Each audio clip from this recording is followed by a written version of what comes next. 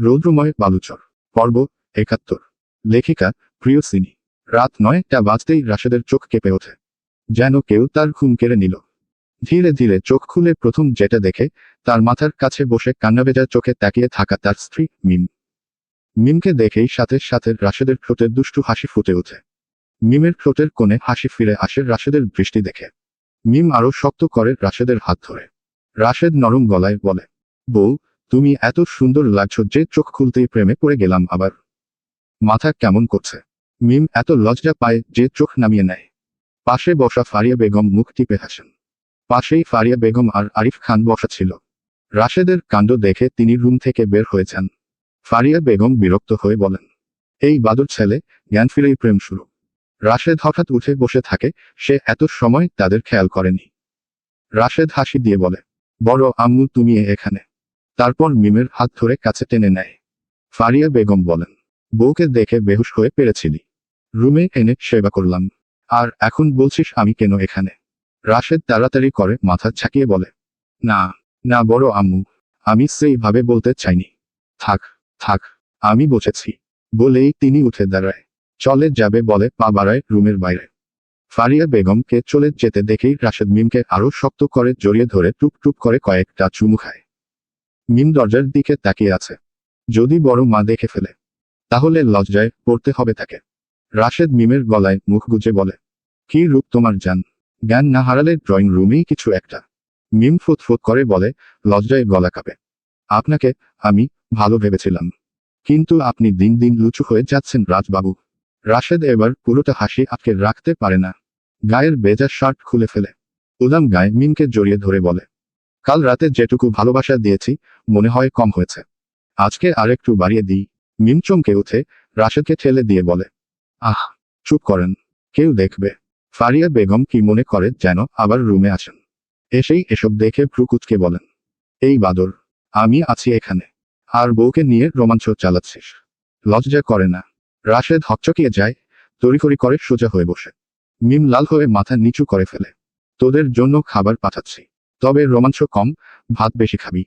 রাশেদ আর চোখে মিমের দিকে তাকিয়ে বলে, ভাত না খেলে চলে না বড় আম্মু, তাহলে সারা রাত না খেয়ে থাকবি, বললেন ফারিয়া বেগম। রাশেদ আবার তাকায় মিমের দিকে। মিম মাথা নিচু করে এখনো বসে আছে। মেয়েটাকে দেখে বোঝা যাচ্ছে ভালোই লজ্জা পেয়েছে। রাশেদ ফারিয়া বেগমকে বলে, রুমে আমার জন্য খাবার আছে বড় আম্মু। মিম হকচকিয়ে ওঠে, দৃষ্টি তার রাশেদের দিকে। ফারিয়া বেগম ক্ষিপ্ত হয়ে বলেন, তোর খাবার আছে বলে কি হয়েছে? মিম খাবে? রাশেদ সাথে সাথে বলে, ওর খাবারও আছে। মিম তো এবার বেজায় চটে যায়। কম্বলের নিচ দিয়ে রাশেদের পায়ে চিমটি কাটে খুব জোরে। রাশেদ উৎসাহ করে উঠে। ফারিয়া বেগম রাশেদের কথার মানে কিছুই বোঝেনি। তিনি মনে করেন ঘরে হয় তো কোনো শুকনো খাবার আছে, তাই তিনি বলেন, আজে বাজে জিনিস খেতে হবে না, আমি খাবার পাঠাচ্ছি, বলে রুম থেকে বেরিয়ে যান। ফারিয়া বেগম রুম থেকে চলে যেতেই রাশেদ আবার মিমকে জড়িয়ে ধরে কানে কানে ফিসফিস করে বলে, এমন সাজ কিসের জন্য যান? রোগী হওয়ার জন্য নাকি রোগী বানানোর জন্য? মিম তো লজ্জায় হাঁসফাঁস করতে থাকে। ঠিক তখনই রুমের দরজা থেকে উকি দিয়ে রোহান দুই চোখ বড় করে দেখে, মুখে দুষ্টু হাসি। কি ভাই, জ্ঞান ফিরতে না ফিরতেই রোমাঞ্চ শুরু। রাশেদ বালিশ ছুঁড়ে মারতে গেলে রোহান হাসতে হাসতে পালায়। ভালো আছো দেখি, এনার্জি থাকলে কাজ চালিয়ে যাও। মিম বালিশ মুখে চাপা দিয়ে লজ্জায় অর্ধেক মরেই গেল। সাথে আছে রাশেদের পাগল করার স্পর্শ। দরজা খোলা রেখেই এমন করছে। মিম বার করে বলে রুমের দরজা লাগিয়ে আসতে, কিন্তু রাশেদ মিমকে সুযোগই দিচ্ছে না। এদিকে জাহেদের পাশে বসে আছে ফিহা, তার হাত ধরে বসে। পাশে জেসমিন বেগম, জিনিয়া আর আসিফ খান। রুমে সবার মন ভারী। হঠাৎ জাহেদ চোখ খুলে তাকায়। তার দৃষ্টি সোজা ফিহার চোখে গিয়ে থেকে। ফিহা, মেরি জান, বলেই চিৎকার করে উঠে আর কিছু বুঝে ওঠার আগেই জাহেদ ফিহাকে টেনে নেয় নিজের কাছে, কম্বলের ভেতরে জড়িয়ে ধরে। ফিহা চমকে উঠে, আহ, কি করছেন? ছেড়ে দিন। ফিহা চিৎকার করে ওঠে। জেসমিন বেগম তো চেয়ারে বসা অবস্থায় উঠে দাঁড়ালেন। জাহেদ ঠোঁটের কোণে হাসি রেখে বলে, তুমি এত সুন্দর, তোমার দিকে তাকালে তো আমার জ্ঞান থাকার কথা না। জ্ঞান হারিয়ে ও শুধু তোমাকে দেখছিলাম। ঈশ্বর, কি বল দিলাম আল্লাহ, পুরাই 100। ফিহা তাড়াহুড়ো করে নিজেকে ছাড়িয়ে নেয়, লজ্জায় কাঁপছে। আপনার মাথা খারাপ নাকি? সবাই আছে। জিনিয়ার গাল ভেঙে হাসি দিয়ে বলে, ভাইয়া রিল্যাক্স, আমরা সবাই আছি তো এখানে। ছেলের এমন উদ্ভ্রান্ত আচরণ দেখে আসিফ খান নিজেই লজ্জায় পড়ে যান। দৃষ্টি সংযত রেখে রুম থেকে বের হয়ে আসে। দরজা পার হতেই রোহানের সাথে ধাক্কা লাগে। আসিফ খান রোহানের দিকে রেগে তাকিয়ে আছেন। রোহান ওর শ্বশুরের দৃষ্টি দেখে ভ্রু কুঁচকে বলে, এমন অসম্ভব দৃষ্টিতে আমরা দিকে তাকিয়ে আছেন কেন শ্বশুর আব্বা? আসিফ খান আরো রেগে যান। এই ছেলে ভালো হওয়ার নয়। হতাশ হয়ে একটা শ্বাস ফেলেন তিনি। বিরক্ত হয়ে বলেন, জায়গা দিয়ে দাঁড়াও, আমি যাব। রোহান শ্বশুরের দিকে তাকিয়ে থাকে। আসিফ খান এখনো কপাল কুঁচকে আছেন। তিনি এসব বিষয়ে নিয়ে খুব বিরক্ত। রোহান মনে মনে ফোন দিয়াতে শ্বশুরকে আরও রাগানোর জন্য দুহাত পিছনে নিয়ে সুর ধরে বলে, পরের জায়গা পরের জমি, ঘর বানাইয়া আমি রই, আমি কি সেই ঘরের মালিক নই? শ্বশুর আব্বা, আর কি করছো আমার সাথে? Thura Thura. শ্বশুর আব্বা। শেষের শ্বশুর আব্বা একটু টান দিয়ে বলে রোহান। ঠোঁটে তার শয়তানি হাসি। শ্বশুরের মুখ দেখে মনে হচ্ছে তার কাজ কমপ্লিট। শ্বশুর রেগে গুম হয়ে গেছে। আসিফ খান রোহানকে না দেখার মতো করে চলেন যান, রাগে গোজগোজ করতে করতে। যাওয়ার সময় নির্লজ্জ বলতে ভুলেন না। রোহান হাসে। শ্বশুরকে রাগাতে তার বেশ লাগে। হাসতে হাসতে জাহেদের রুমে দিকে জেসমিন বেগম রাগে বললেন, বেয়াদব ছেলে, এখানে মা দাঁড়িয়ে আছে আর সে বউ নিয়ে ছাগলামি করছে। লজ্জা শর্মের বালাই নেই। জাহেদ দাঁড়ানোর চেষ্টা করে হাসি মুখে বলে, আম্মু, দোষ আমার না, দোষ তোমার আর তোমার পুত্রবধূর। এত সুন্দর করে সাজিয়ে আমার চোখের সামনে রাখলে কেন? ফিহা চুপ হয়ে যায়, মাথা নিচু, কান লাল। জেসমিন বেগম রাগ দেখিয়ে বলেন, চুপ করে শুয়ে থাক, না হলে খাটের সাথে বেঁধে রাখবো। জাহেদ মুখ বাঁকায়, বাঁধলেও সমস্যা নেই, শুধু বউকে পাশে রাখবে। জিনিয়া তো পেটে ব্যথা করে হাসতে হাসতে জানালা খোলে। ঠিক তখন দরজা খুলে রোহান ঢোকে। ওহ, এদিকে ও প্রেমিকের জ্ঞান ফেরেছে, ওদিকে নতুন সিনেমা চলছে। জাহেদ বালিশ ছুড়ে, বের হও সবাই, আমার বউকে দেখতে দাও, বিরক্ত করো না। রোহান জিনিয়ার হাত ধরে হাসতে হাসতে বলে, চলো চাঁদ সুন্দরী, পাগল সাথে থাকা নিরাপদ না। তারা বের হয়ে যায়। জেসমিন বেগমও রাগ মুখে বের হয়ে যান। ফিহা তখনও লজ্জায় ধরা। রাত 11টার ঘরে পুরো বাড়িটা কেমন যেন থমথমে, কিন্তু অস্থির এক অপেক্ষা ভাসছে সবার চোখে মুখে। রুমে নরম আলো জ্বলছে, বিছানায় শুয়ে আছে আরমান। চোখ বন্ধ, মুখে হালকা শ্বাসের ওঠানামা। পাশে বসে আছে যারা, দু হাত চেপে ধরে রেখেছে আরমানের হাত। তার চোখ লাল, ভ্রু কুঁচকে আছে, যেন এক পলকে ভেঙে পড়বে। চুলের বেজা গোছা কানে আটকে আছে, অল্প উদ্বিগ্নতায় মুখটা আরো ফ্যাকাশে হয়ে দেখা যাচ্ছে। তার পাশে বসে আনিছুর রহমান আর মার্জিয়া বেগম। ফারিয়া বেগম মাত্র নিচে গেছেন খাবার নিয়ে আসতে। কোনো মাই তো বৌমাকে না খাইয়ে রাখবেন না, ছেলের অবস্থা যাই হোক। যারা বারবার আরমানের মুখের দিকে তাকাচ্ছে, যারা ফিসফিস করে বলে, দয়া করে জাগুন স্বামীজান, আমি ভয়ে পাচ্ছি স্বামীজান। মার্জিয়া বেগম তার মাথায় হাত রেখে আদর করলেন। চিন্তা করিস না মা, ওর কিচ্ছু হইবে না। তবুও মনকে শান্ত করা যাচ্ছে না যারার। যত রাত বাড়ে, ভয়টা যেন আরো তীক্ষ্ণ হয়। যারা চুপচাপ শুধু তাকিয়ে আছে আরমানের মুখের দিকে। নিঃশ্বাসে টান লেগে আছে যেন। 2 মিনিট পরপর চোখে পানি এসে জমে ওঠে। হাতটা বুকে চেপে ধরা, যেন শক্ত করে ধরলে কিছু হয়ে যাবে না। হঠাৎ শ্বশুর আব্বা গো! হঠাৎ অন্ধকার চিরে ভেসে উঠল আরমানের ভয়ানক চিৎকার। ও ও ও, শ্বশুর আব্বা, আপনি কোথায়? হঠাৎ অপ্রত্যাশিত। আরমান শুয়ে থাকা অবস্থাতেই হঠাৎ করে উঠে চিৎকার দিয়ে বলে, শ্বশুর আব্বা এ। ঘরে থাকা 3 জন স্থির থাকা মানে ছাই। যারা সরে গিয়ে প্রায় পিছনে পড়ে যায়। আনিছুর রহমানও কেঁপে উঠে। মার্জিয়া বেগমের হাতে থাকা পানির গ্লাস ছিটকে পড়ে মেঝেতে। বিছানায় হঠাৎ উঠে বসে আরমান।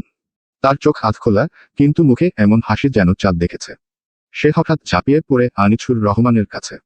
2 হাতে টাক মাথায় হাত বুলিয়ে টুপ টুপ করে কয়েকটা চুমু দিল।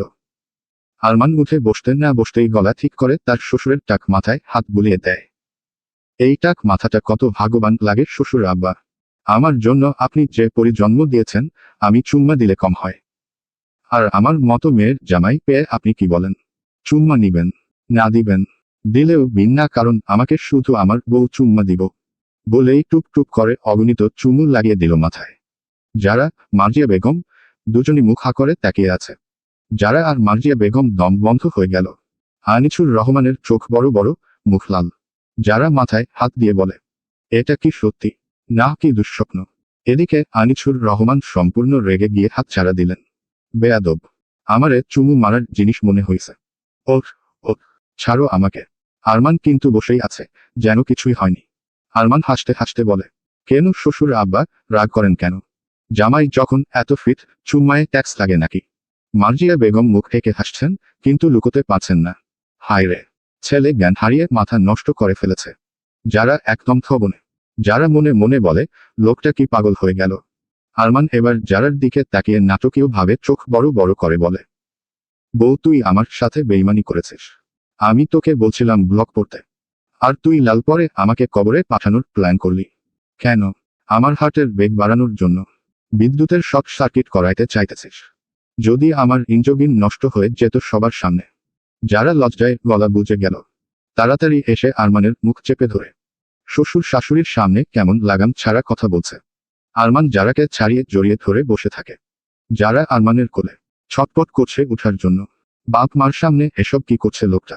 লজ্জা পাচ্ছ তো, আবার অনেক রাগ হচ্ছে। আনিছুর রহমান বিরক্তির চূড়ায় উঠে রুম থেকে বের হয়ে গেলেন। এ ছেলের সাথে বিশ্বাস নাই। কখন এসে চুমু দিতে থাকে কে জানে। তার কাছ থেকে দূরে থাকাই ভালো। মার্জিয়া বেগমও চলে গেলেন, কিন্তু হেসেই। তোরা দুইজন থাক তাহলে। রুমে শুধু আরমান আর যারা। এক মুহূর্তে পরিবেশ শান্ত। যারা নিচে তাকিয়ে আছে। আপনার লজ্জা কি পানির সাথে ভেসে গেছে? আরমান কপাল কুঁচকে বলে, কেন? আপনি আব্বুর সাথে এমন করলেন কেন? আর এত লাগাম ছাড়া কথা কে বলে? আরমান দুহাত উঁচু করে হাই তুলে বলে, আমি বলি, এখন কাছে আসো। তোমার চিক্স কোমর বের হয়ে আছে ডেকে দেই। আরমানের কথা শুনে যারা তাড়াতাড়ি করে নিজের কোমরের দিকে তাকায়। দেখে শাড়ি সরে গিয়ে পেট দেখা যাচ্ছে।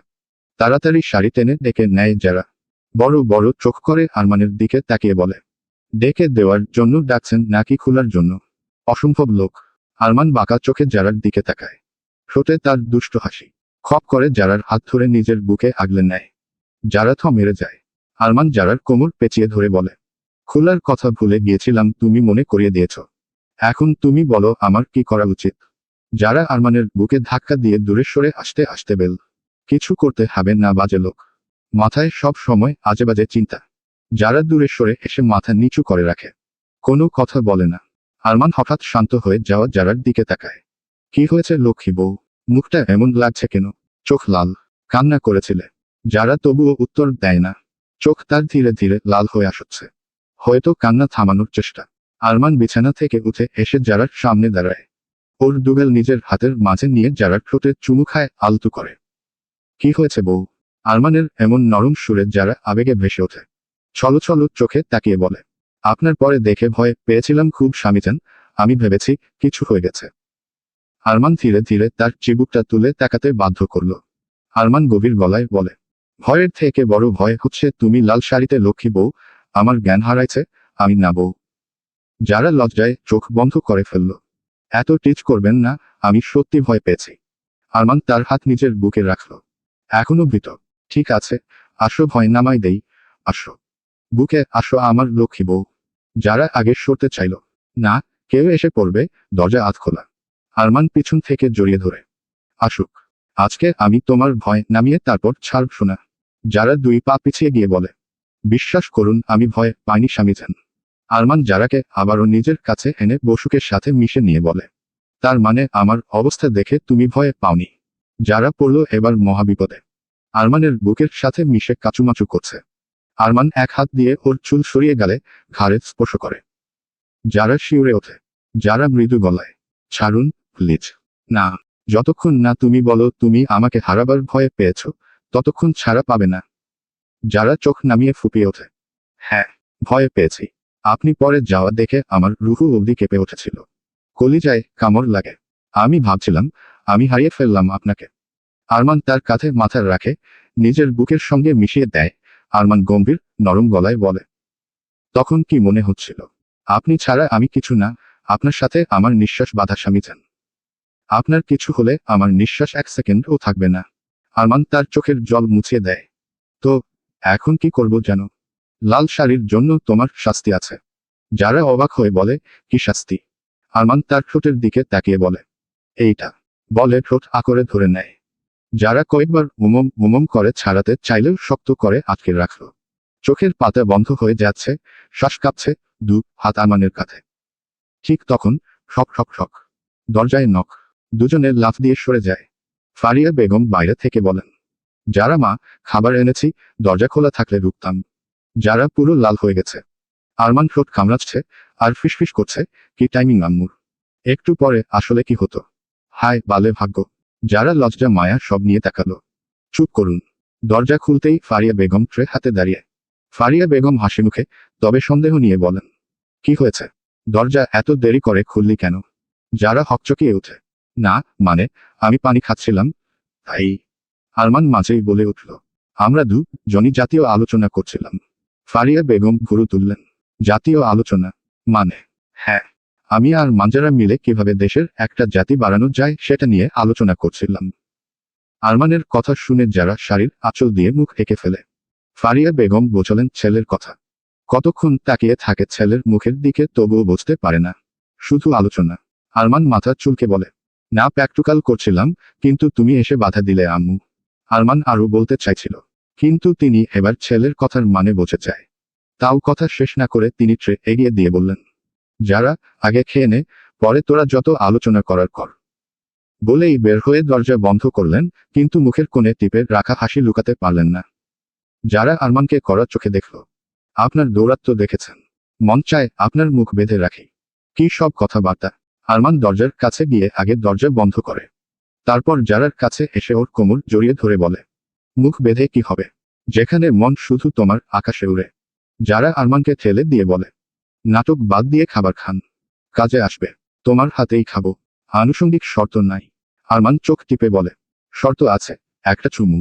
যারা চপ্পল দিয়ে মেরে বসবে এমন চোখে তাকালো। খাইবেন নাকি রোজা রাখবেন? আরমান হাত জোর করে বলে, লক্ষ্মী বউ, খাওয়াও। যারা হেসে ফেলল। অবশেষে সে আরমানকে খাওয়াতে লাগলো, প্রত্যেকটা লুকুমায় যেন তার ভয় গলে গিয়ে ভালোবাসা হয়ে উঠছে। বাইরে চাঁদ উঠেছে, কিন্তু রুমের আলোয় দুজনের মুখ লাল হয়ে আছে, ভয় থেকে, লজ্জা থেকে, আর ভালোবাসা থেকে। খাওয়া শেষ। পুরো রুমে খাবারের মিষ্টি গন্ধ ভাসছে, আর সেই সাথে যারার গায়ে ভেসে বেড়াচ্ছে আতরের হালকা সুবাস। আরমান বালিশে হেলান দিয়ে বসে আছে, চোখ আধো বন্ধ, ঠোঁটে আধো হাসি। যারা প্লেটগুলো এক হাতে তুলে নেয়। আমি এগুলো নিচে রেখে আসছি, আপনি শুয়ে থাকুন। আমি তোমার ফেরা পর্যন্ত অপেক্ষা করে থাকছি। যারা কিছু না বলে বের হয়ে যায়। কিছুক্ষণ পর ফিরে আসে। এসে দেখল আরমান যেন কোথাও ডুবে আছে। বেডের এক কোনায় বসে, চাদর গাঢ় করে জড়িয়ে, নীরব দৃষ্টিতে তাকিয়ে আছে তার দিকে। যারা চুলের খোপা টাইট করতে করতে নরম স্বরে বলে, কি দেখছেন?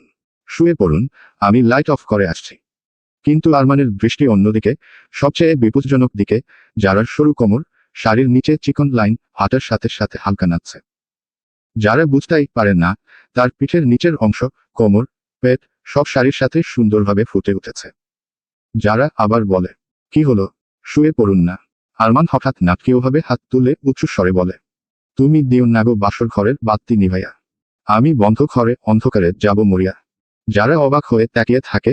যারা প্রথমে বোঝেনি, পরে বুঝে নিজের হাসি আটকে রাখতে কষ্ট হয়। লোকটা বালিশ দিয়ে মুখ চাপা দিয়ে গিয়ে যাচ্ছে, যেন তাকে কেউ রেকর্ড করছে। আর তার ইজ্জত হরণ করবে কেউ। আরমান একফোঁটা চোখ বের করে দেখে, যারা শুনছে কিনা। যারা মুখ ফুরিয়ে রাখে, যেন শুনছে না। সে ভেবে নেয়, বউ হয়তো খুশি হয়নি।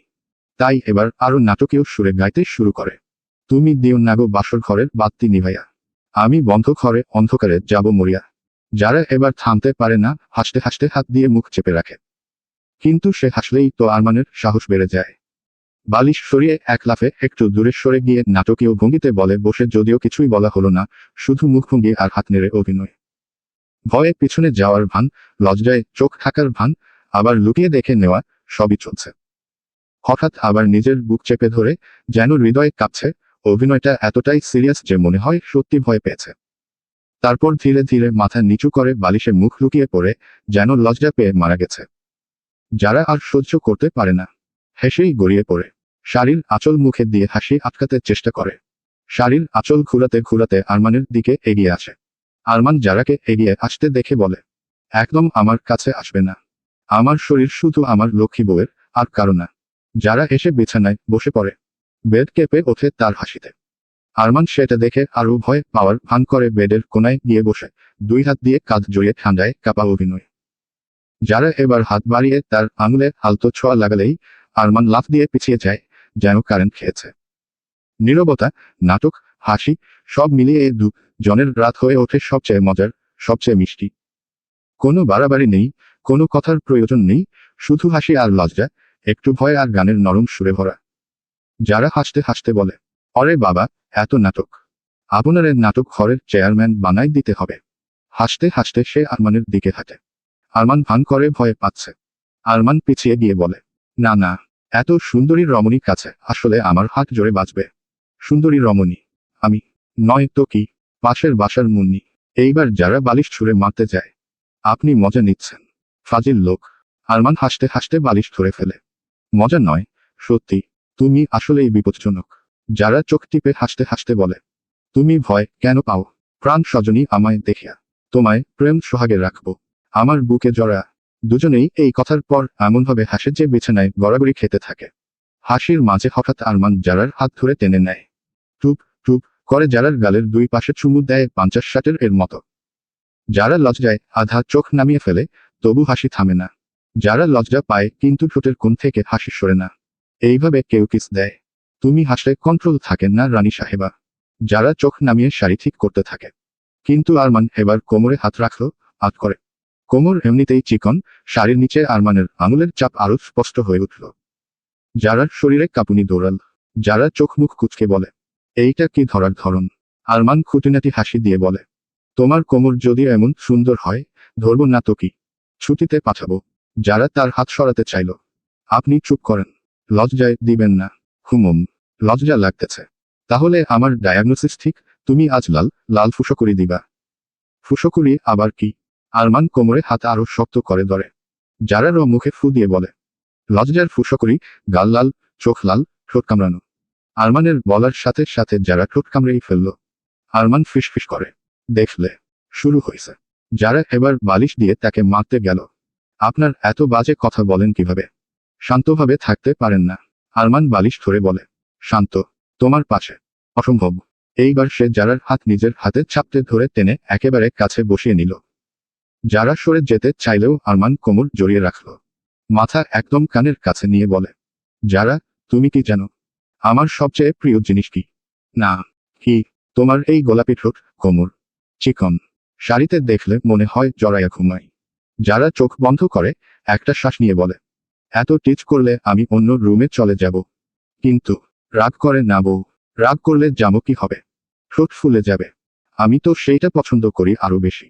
যারা চোখ বড় বড় করে, আপনি একদম অসভ্য।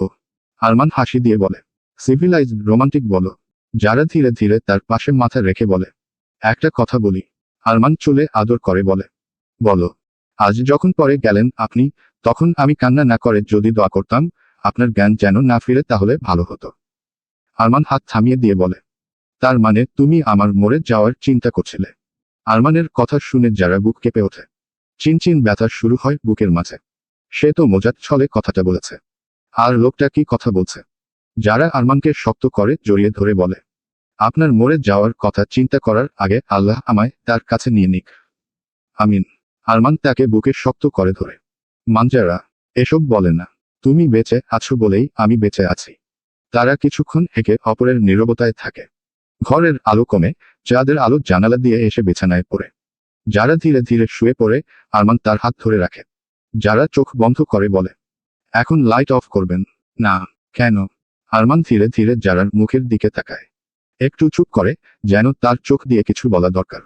তারপর নরম গলায় বলে, তোমাকে দেখা যেন কখনো শেষ না হয় মানজারা। সত্যি, চোখের সামনে এমন একটা মানুষ থাকলে বারবার তাকাতে ইচ্ছে করে। তুমি হাসো, আমি দেখি।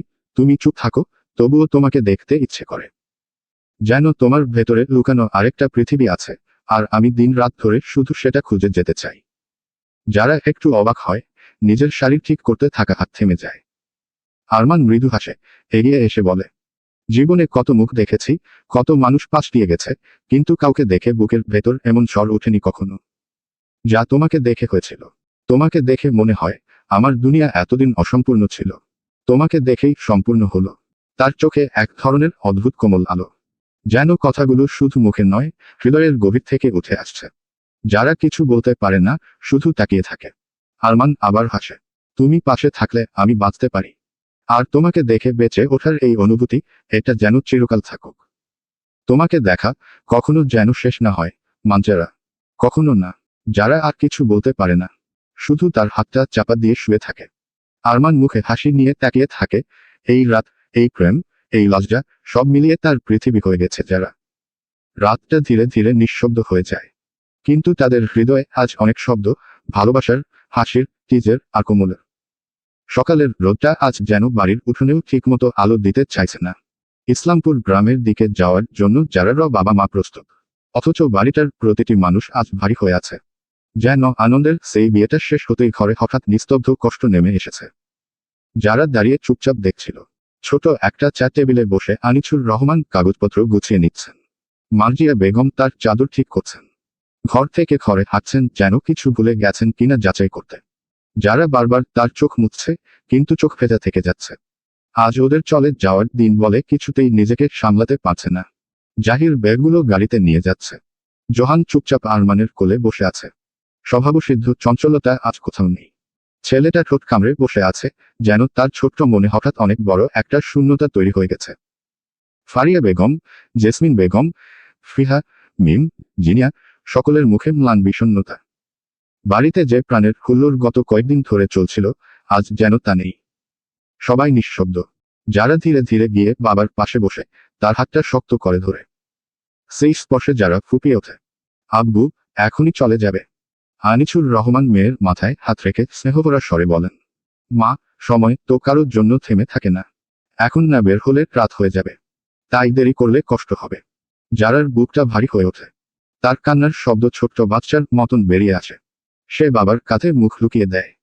মুহূর্তেই মার্জিয়া বেগম এগিয়ে এসে মেয়েকে জড়িয়ে ধরে শান্ত করে। চুপ, আর কান্না না। আমরা আবার আসবো। এমন করে ধরে ধরে কান্না করলে কেউ যেতে পারবে নাকি? যারা শোনে, কিন্তু কান্না থামাতে পারে না। তার ভেজা গলা কাঁপতে থাকে। তোমরা চলে গেলে আমি খুব একা হয়ে যাব আম্মু। মা মেয়ের গালে হাত রেখে ছোট্ট করে হাসেন। তুই আর একা। তোর স্বামী আছে, তার পরিবার আছে। তুই তো এখন অন্য একটা ঘরের নিজের মানুষ, বুঝলি? এ কথায় যারা মাথা নিচু করে দেয়, যেন নিজেকে সামলাতে চেষ্টা করে। মিম এসে যারার পাশে বসে তার হাত চেপে ধরে। জানু, কাঁদিস না প্লিজ। আমরা আছি না। ফিহা, জিনিয়া এসে তাকে ঘিরে বসে, কেউ মুখ গোমরা করে, কেউ যারাকে সান্ত্বনা দিতে চেষ্টা করে। কিন্তু চোখে সবারই পানি। এদিকে জাহির শেষ ব্যাগটা গাড়িতে রেখে ফিরে আসে। তার চেহারার সেই কৌতুকপূর্ণ হাসি নেই। আজ ভাই হিসেবে তার হৃদয়ও ভারী। বাড়ির দরজায় দাঁড়িয়ে সে সোজা যারার দিকে তাকায়।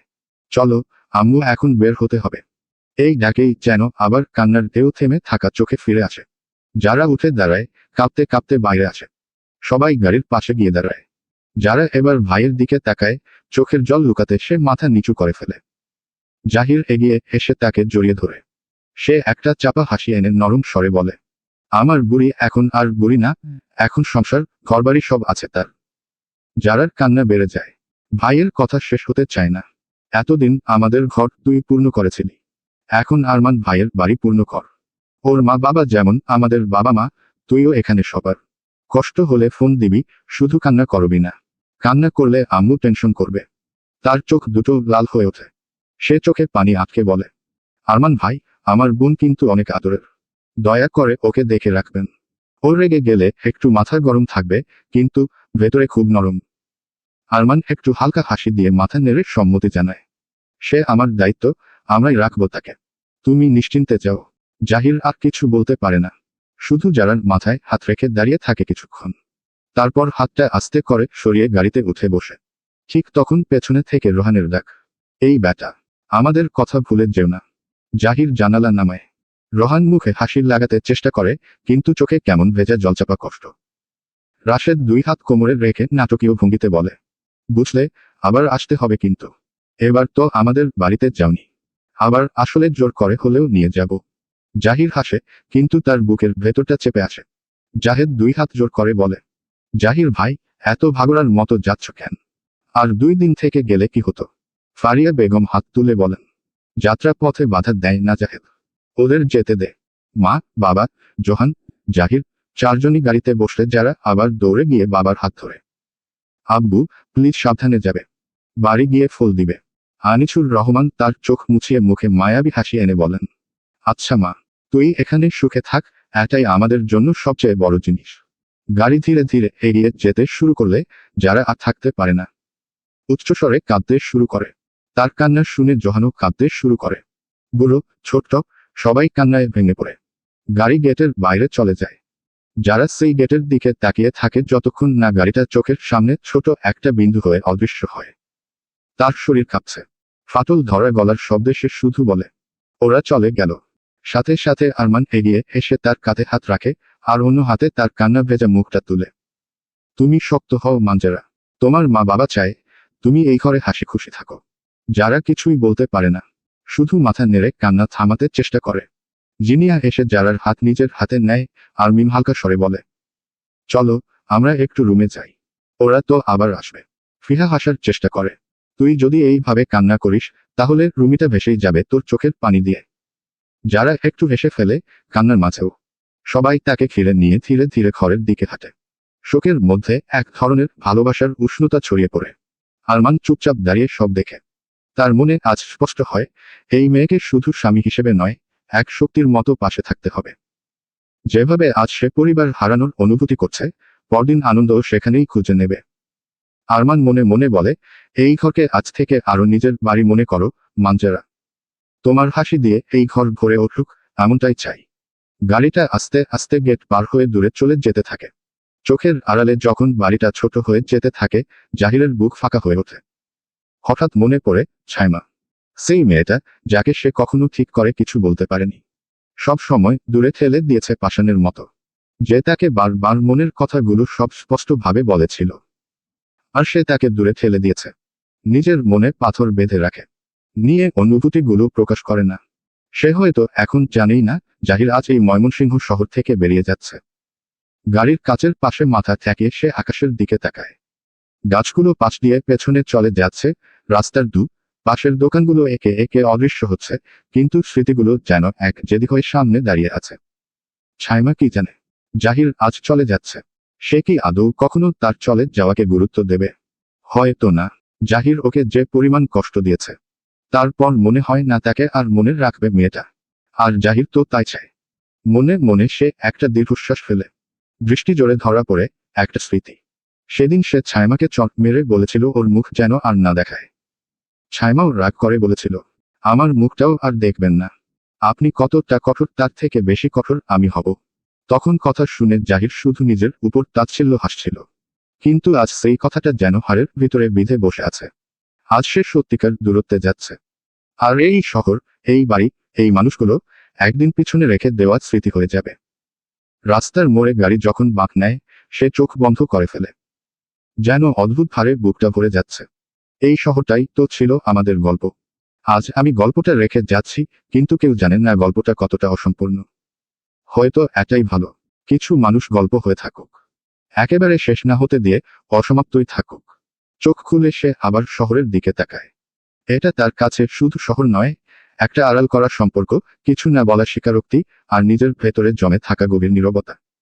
Degree degree degree degree degree degree degree degree degree degree সময়ের পাতাগুলো যেন নিঃশব্দে উড়ে যায়, ঠিক কারো ঘুমের ভিতর থেকে জেগে ওঠার মতো। দেখতে দেখতে দিনগুলো যেমন নিজের মতোই বদলে যায়, তেমনি মানুষও বদলে নেয় নিজেকে। কারোর জন্য সময় দাঁড়িয়ে থাকে না, সে চলে তার নিজের পথে। বাড়ির কোলাহল, হাসি, আনন্দ, কান্না, অভিমান সব সময়ের সাথে মিশে একদিন স্মৃতি হয়ে যায়। যারা নতুন সংসারে ধীরে ধীরে অভ্যস্ত হয়ে উঠছে, প্রথম দিনগুলোতে যে অবিরাম কান্না আর মন খারাপ ছিল, তা সময়ের সাথে যেন ছোট হয়ে কোথাও লুকিয়ে গেছে। ব্যস্ততা মানুষের কষ্ট ভুলিয়ে দেয়। আরমান মাঝে মাঝেই হাসি ঠাট্টা করে যারাকে ভুলিয়ে দিতে সাহায্য করেছে। পরিবারের সবাইও তাকে তাদের পরিবারের একজন বলে গ্রহণ করেছে সেই কবে। তবুও একটা কিন্তু থেকে যায়। একদিন সকালে আরমান নাস্তার টেবিলে এসে বসে বলে, যারা ফিহা আর মিমের পড়াশোনার বিষয়টা সে ঠিক করে দিয়েছে। তাদের কলেজে ভর্তির ব্যবস্থা করে দিয়েছে আরমান। তারা শুধু এখন থেকে ক্লাস করবে মনে দিয়ে। কথা শুনে তিনজনের মুখেই নতুন উত্তেজনার ঝিলিক দেখা যায়। ফিহা লাফিয়ে উঠে বলে, সত্যি? আমরা তিনজন একসাথে কলেজে যাব? যারা হালকা অবাক চোখে তাকিয়ে থাকে। সে ভাবে, এত সব নতুন পরিবেশে পড়াশোনা কিসে চালিয়ে যেতে পারবে। কিন্তু তার ভাবনা বোঝার মতো যেন বাড়ির সবাই আগে থেকেই প্রস্তুত ছিল। আরমানের মা হেসে তার মাথায় হাত রেখে বলে, পড়ালেখা থামানো যাবে না মা। মেয়েরা সংসার সামলাবে, আবার পড়াশোনাও করবে। তোরা শুধু মন দিয়ে পড়, বাকি সব আমাদের দায়িত্ব। শাশুড়ির এই কথায় যেন যারার বুকটা হালকা হয়ে যায়। সে হালকা হাসে। মনে হয় সে সত্যিই সঠিক জায়গায় এসেছে। পরের সপ্তাহেই তিনজন কলেজে ভর্তি হয়। প্রথম দিনের ক্লাসের নতুন পরিবেশ, নতুন মুখ, নতুন বইয়ের পাতার ছাপা গন্ধ, সব মিলিয়ে উচ্ছ্বাসে ভরে ওঠে দিনগুলো। তিনজন একসাথে হাঁটে, একসাথে হাসে, আবার মাঝে মাঝে ক্লাসে বসে গল্প করে। কিছু শিক্ষক তাদের খুব পছন্দ করে ফেলেন, হয়তো তাদের নিয়মিত মনোযোগ বা একসাথে থাকা দেখে। ফিরে এসে যারা রান্নাঘরে ঢুকলেই শাশুড়ি বলেন, আচ্ছা, আগে নাস্তা কর। আগে তিনজন। রান্নাঘরে কি? পড়াশোনা করা মেয়েদের খালি পেটে রাখা যায় না। খুব যত্ন নিয়ে খাবার সাজিয়ে দেন তিনি। কখনো ফল কিছু করতে দেন না তাদের তিনজনকে।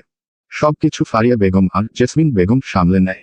দিতেন না, কখনো বলতেন, এসব আমরা করব, তোরা শুধু পড়াশোনা কর। আরমান আর রাশেদও অফিসের কাজে মন দিয়েছে অনেক আগে। তাদের সাথে এখন থেকে জাহেদও অফিসে যায়, কাজ শিখে। তারও এখন ছোট সংসার আছে, দায়িত্ব নেওয়া শিখতে হবে। আরমান ওকে সুন্দরভাবে সব বুঝিয়ে দেয়। জিনিয়া মাঝে মাঝে খান বাড়িতে আসে। প্রতি সপ্তাহে 2-1বার আসা হয় তার। এখন তো তারও একটা সংসার আছে, পড়াশোনা এখনো চালিয়ে যাচ্ছে। রোহান ওকে ফুল সাপোর্ট করে, যারাদেরকে দায়িত্ব থেকে মুক্ত রেখে বরং স্বপ্নের পথটা ধরে টেনে নিয়ে যাচ্ছে। শাশুড়ির এই সমর্থন যেন নতুন আলো দেয় তার জীবনে। সংসার আর পড়াশোনা একই সাথে সামলানোর চাপ থাকে, কিন্তু এর মাঝে এক ধরনের মায়া আর নিরাপত্তা ধীরে ধীরে যারাকে ঘরে বেঁধে ফেলেছে। আরমানও নিয়মিত খোঁজ নেয়, আজ ক্লাস কেমন হলো, কোন বিষয়টা কঠিন লাগছে। যারা যখন পড়াশোনার কথা বলতে শুরু করত, তার চোখে উজ্জ্বল একটা আগ্রহ ফুটে উঠত। আরমান সেটাই দেখতে পছন্দ করত। সে মনে মনে ভাবত, মানজারা শুধু সংসারের মানুষ হবে না, সে তার স্বপ্নও পূরণ করবে, তা যাই হোক না কেন। ফিহা আর মিমু যারার সাথে যেন আরো বেশি ঘনিষ্ঠ হয়ে যায়। যদিও আগে থেকে তারা ঘনিষ্ঠ ছিল, কিন্তু সংসার আর তিনজনের বন্ধুত্ব যেন ক্লাসের বেঞ্চ থেকে বাড়ির রান্নাঘর পর্যন্ত ছড়িয়ে থাকে। একসাথে পড়া, হাসাহাসি, হোমওয়ার্ক, পরীক্ষার ভয়, সব মিলিয়ে জীবন নতুন গতি পেয়ে যায়। এভাবেই দেখতে দেখতে একটি মাস কেটে যায়। নতুন দিনের রুটিন, পুরনো স্মৃতির আবেগ একটু একটু করে সবকিছু জায়গা করে নেয়। কেউ বুঝতেই পারে না, সময় কখনো কারোর জন্য বসে থাকে না। কিন্তু হাঁটতে হাঁটতেই কেউ কেউ একে সুন্দর করে তুলতে পারে। যারার জীবনও ঠিক তেমনি ধীরে ধীরে সাজিয়ে নিচ্ছে নিজেকে, ভালোবাসা, দায়িত্ব আর নতুন ভবিষ্যতের স্বপ্নে। চলবে রিবন।